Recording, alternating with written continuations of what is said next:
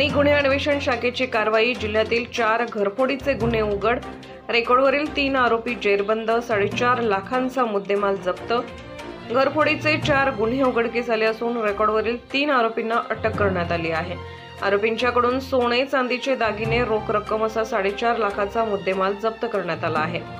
सांगलीच्या स्थानिक गुन्हे अन्वेषण विभागाने ही कारवाई केली आहे।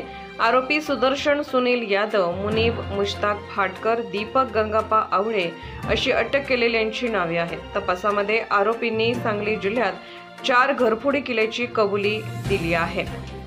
पोलीस अधीक्षक संदीप घुगे, अपर पोलीस अधीक्षक रितू खोकर यांच्या मार्गदर्शनाखाली स्थानिक गुन्हे अन्वेषण विभागाचे पोलीस निरीक्षक सतीश शिंदे, महात्मा गांधी चौक पोलीस ठाण्याचे सहाय्यक पोलीस निरीक्षक संदीप शिंदे, सहाय्यक पोलीस फौजदार Anil Ainapure, police head constable Amol Aidale, Basavaraj Shirgopi, Gundpant Dorkar, police Naik Anant Kudalkar, police शिपाई अभिजित माळकर, संकेत कानडे, ऋषिकेश सदामते, अजय बेंद्रे, रोहन गस्ते, कॅप्टन गुंडवाडे, विजय पाटणकर यांनी तपास पथकात सहभाग घेतला।